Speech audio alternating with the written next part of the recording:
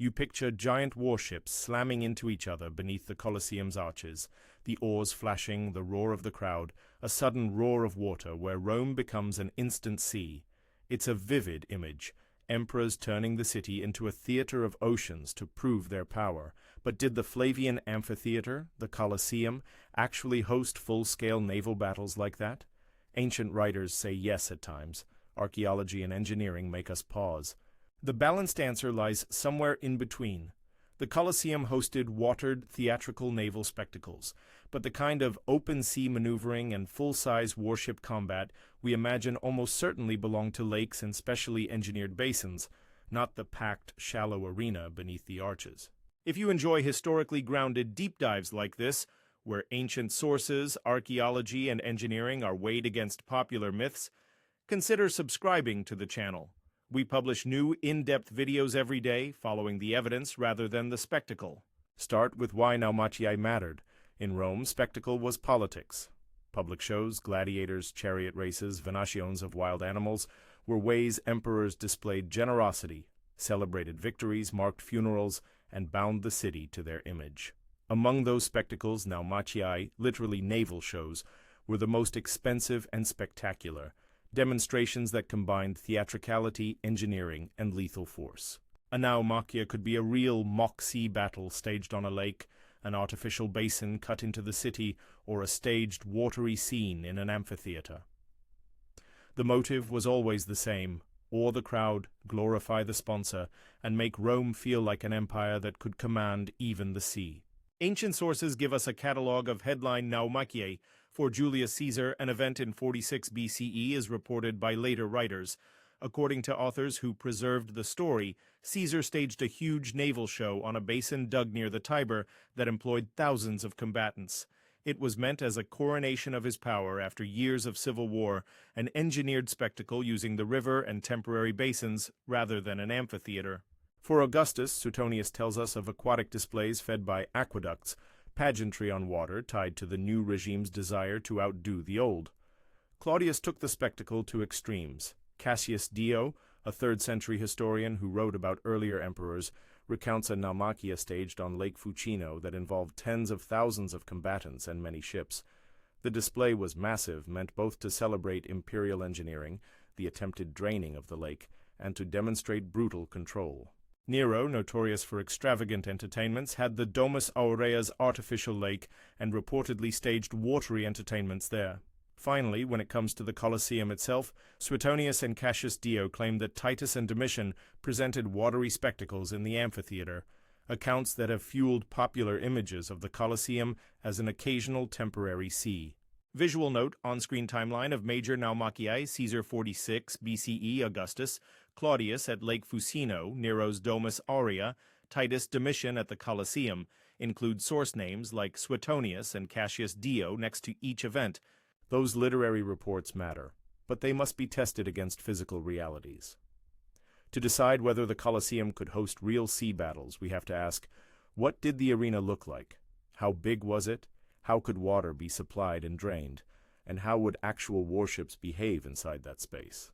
Start with the arena's geometry. The modern name Colosseum masks the building's ancient designation, the Flavian Amphitheater. Its outer dimensions are massive. The whole structure stretches well over 100 meters across, but the central performance area, the arena floor where spectacles took place, was much smaller. The internal arena basin, the level on which combatants fought and where any water would collect, measured on the order of tens of meters across, roughly in the range of about 80 to 90 meters long and 40 to 60 meters wide, depending on different measurements and reconstruction estimates.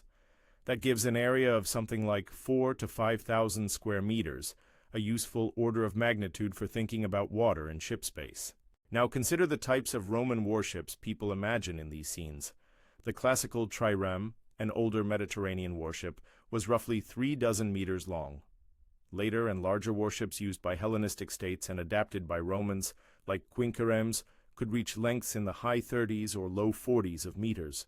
Some specialist transports and command vessels were even larger. Crucially, these ships had drafts, depth below the waterline, often of at least 1.5 to a few meters, plus high sides and oars projecting outward. A ship that length and draft simply does not fit comfortably into a narrow, shallow, oval arena without severe restrictions on movement. Maneuvering, ramming, and tactical turning, core elements of naval combat, require space and depth. Then there's the question of water volume and logistics. Flooding the entire arena to a depth that would float full-sized galleys means moving massive quantities of water. Take even a conservative thought experiment. If the arena covered roughly 4,000 square meters and was flooded to a depth of 2 meters, that is on the order of 8,000 cubic meters of water, 8 million liters. Supplying and then draining that amount of water is a non-trivial engineering problem. Rome's aqueducts were impressive. They delivered volumes of water to public baths, fountains, and lakes, but diverting enough water quickly enough to turn the amphitheater into a temporary sea would require storage reservoirs or controlled fills over days or weeks. Draining that water after the show also needed sewerage capacity or sluices into the cloaca, Rome's sewer, or nearby drainage places, works that would leave traces. Archaeology provides critical details. Excavations of the Colosseum in the 19th and 20th centuries revealed the large subterranean complex known as the Hypogeum, an underground network of rooms, cages, lifts, and corridors that lies beneath the arena floor. The Hypogeum made the Colosseum an astonishingly flexible stage for wild beast hunts and gladiatorial entrances, but it also complicates stories of flooding. Importantly, multiple lines of evidence indicate the Hypogeum was not part of the original plan for the amphitheater at its inauguration under Titus in 80 CE.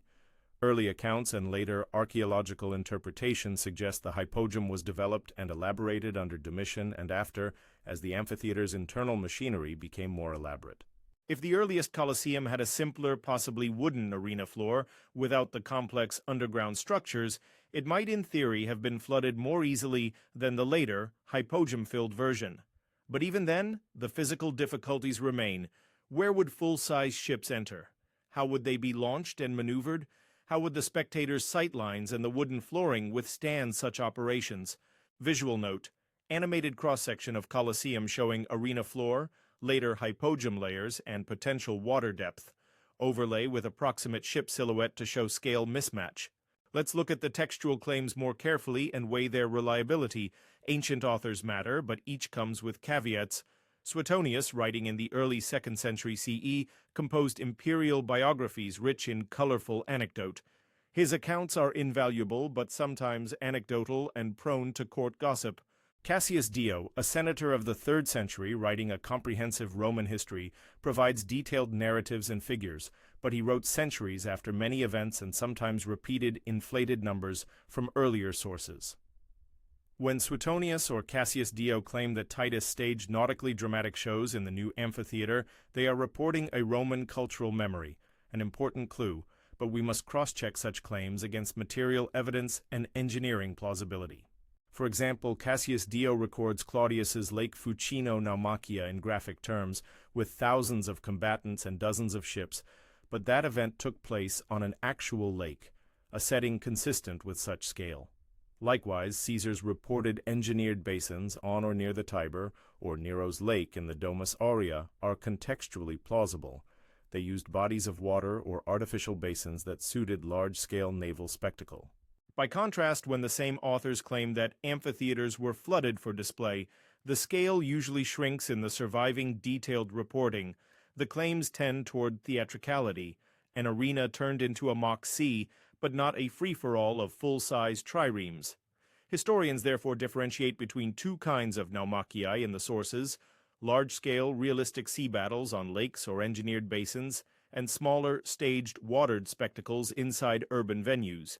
That distinction opens up 3 practical reconstruction scenarios scholars consider, each with archaeological and textual pros and cons. Scenario A: full-scale sea battles only occurred in large natural or artificial basins and lakes. This is the minimalist reconstruction favored by many contemporary scholars. It takes the ancient accounts of Caesar, Claudius, and others at face value insofar as location. When large numbers and many ships are mentioned, they almost always refer to open bodies of water where full naval maneuvers were feasible. The engineering of these events, digging basins near the Tiber, staging shows on Lake Fucino, fits the scale described, and the human cost matches what the texts say. This scenario treats claims of amphitheater flooding for similar full-scale battles as literary exaggerations or later misreadings. Scenario B: amphitheater watered spectacles used shallow pools, mock ships, and theatrical props, sometimes with real water, sometimes with animals or condemned men put in small boats for dramatic effect. In this middle ground approach, the amphitheater is a stage that could be used for watery tableau and small boat displays. Instead of ramming and complex maneuvers, audiences saw close-quarter clashes in shallow water, half-hulls and ship facades, and staged boarding actions. Ships might be specially built to be short, flat-bottomed, and with little draft, more like theatrical barges than full war galleys. They could be pushed and pulled by hidden mechanisms or by men walking in shallow water. This scenario aligns with the limits of the arena's dimensions and with the practicalities of filling and draining moderate water depths. It also explains why ancient authors sometimes present amphitheater naumachii as dramatic events without giving capacities on the scale of lake-based battles.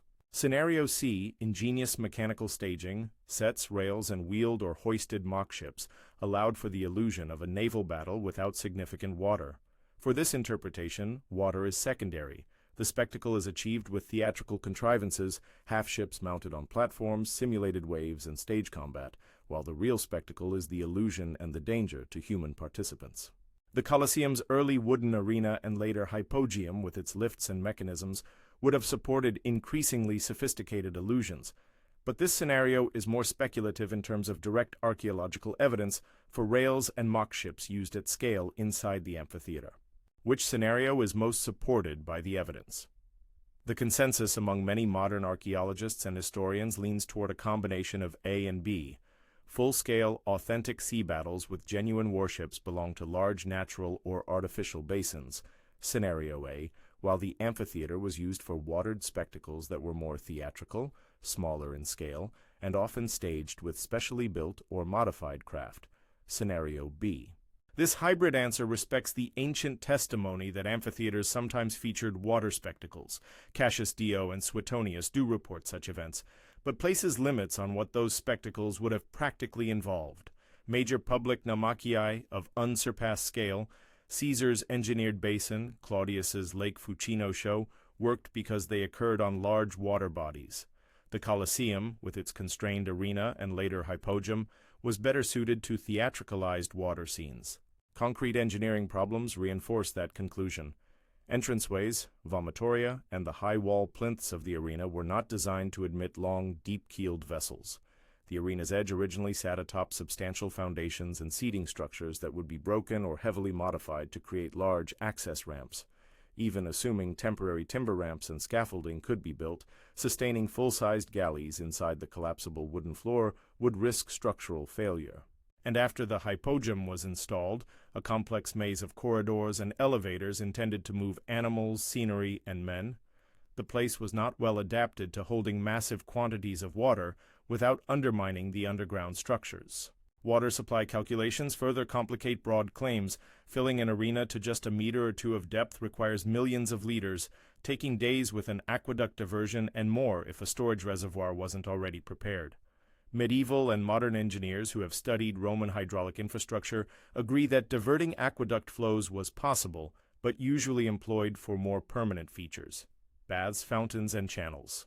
Doing so for a one-off spectacle at the Colosseum would have been logistically onerous and publicly visible. Some ancient naumachii solved the problem by using existing lakes or by constructing basins with direct links to rivers. Others used temporary wooden tubs or smaller pools scalable to the amphitheater's dimensions. What about archaeological traces?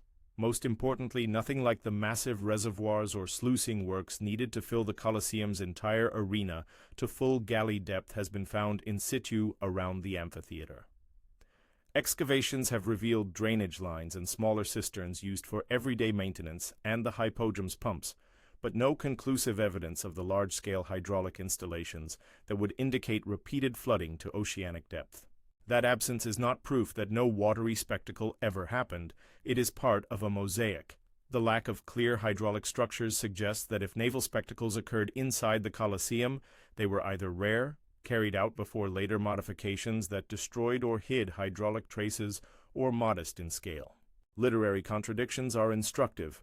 When Suetonius and Cassius Dio attribute watery spectacles to emperors, they sometimes offer different emphases. One may mention an amphitheater display while another emphasizes a lake event. Historians read those contradictions as signs of two things. First, the real events probably varied in scale and setting. Second, later writers sometimes conflated or enhanced earlier tales to highlight imperial ostentation. In short, sources preserve a memory of watery spectacle in Rome, but the exact form differed by context. Evaluators of such texts therefore weigh the physical plausibility heavily and treat extravagant numbers and locations with healthy skepticism. Human cost is part of the story, and a darker reason for Naumachai's notoriety. Many Naumachii involved condemned prisoners, captives, or combatants who fought to the death. Cassius Dio and others report large fatalities in lake events, unsurprising when thousands of men and dozens of ships collided on open water. Inside amphitheaters, the danger could be theatricalized, staged boarding, drowning in shallow pools, or quick executions framed as combat. The moral calculus is stark. These spectacles entailed planned violence on human bodies to provide entertainment and political theater. That human cost, public, staged, and often fatal, was part of the spectacle's communicative power and part of what eventually made such extravagance harder to justify, fund, and sustain. So what would a likely Colosseum Naumachia look like in practice? Imagine two plausible reconstructions that fit both the sources and the constraints. First, a watered theatrical display. The arena is shallowly flooded, enough to float small barges and to provide a convincing watery setting for combat. Specially built flat-bottom boats and half-hull facades provide the visual impression of larger ships. Combatants stage boarding actions, and the emphasis is on spectacle and direct interaction with the crowd, rather than on nautical maneuvers. Water is present for dramatic effect. Most of the danger comes from hand-to-hand fighting, the crowd, and theatrical pyrotechnics. This is the most likely model for what Suetonius or Dio might have called an amphitheater Naumachia, a water-enhanced theatrical spectacle that evokes the sea without replicating a full naval battle. Second, a near-illusionary display using limited water and mechanical stagecraft. The arena floor remains largely dry, but lowered areas, sluiced gutters, and shallow pools give the impression of water. Half-ships mounted on wheeled platforms or hoists, devices in line with the later hypogeum's capabilities, simulate ship-to-ship collision. Actors and condemned prisoners play out boarding scenes, and painted backdrops and theatrical smoke fill in the rest. In this scenario, the spectacle relies more on illusion than on real naval movement, but it still packs the visceral drama audiences expected. Both reconstructions fit the idea that amphitheater Naumachii were dramatic, expensive, and lethal, without requiring full-size, free-floating warships engaged in sea tactics. Some modern scholars support the stronger claim that amphitheater Naumachii were primarily theatrical and small-scale. The scholarly tradition, from 19th century excavators like Rodolfo Lanciani to late 20th and 21st century commentators such as Paul Zanker and others who study Roman spectacle, generally emphasizes the practical limits and the textual tendency to exaggerate. At the same time, a minority of historians interpret some ancient reports more literally, suggesting that early amphitheater designs may have allowed more flooding than later phases. They point to anecdotal claims and the Roman capacity for large-scale engineering as reasons to remain open-minded. The safest interpretation, and the one most grounded in both archaeological and technical analysis, is cautious. Full sea battles with authentic warships belong in lakes and purpose-built basins. Colosseum-based Naumachii were likely theaterized, smaller, and often reliant on illusion and special craft. Why then did narratives of Colosseum sea battles endure? There are cultural reasons. First, the image of Rome turning its amphitheater into an ocean is a perfect metaphor for imperial power, the ability to summon water, men, and ships for spectacle at will. Second, writers who sought to magnify imperial grandeur or moralize about decadence had every rhetorical incentive to present extremes. A crowd cheering as men drowned is more vivid than a subtle point about political theater. Third, the evolution of the building itself, from original wooden elements to the later hypogeum, blurs the archaeological record, leaving space for imaginative reconstructions that can be described confidently by writers centuries later. There are broader implications. Naumachii reveal the political logic of spectacle, Emperors cultivated a relationship with the populace through generous, often brutal entertainments that dramatized conquest and control. They show us the intersection of architecture, hydraulic engineering, theatercraft, and coercion in Roman political life. They also remind us that sources must be read against the grain. Ancient authors had literary aims, long chronologies, and rhetorical habits that can magnify certain features. Archaeology, in turn, grounds those texts in physical reality and helps separate likely performance from rhetorical flourish. In short, did the Colosseum really host naval battles? The best answer is nuanced.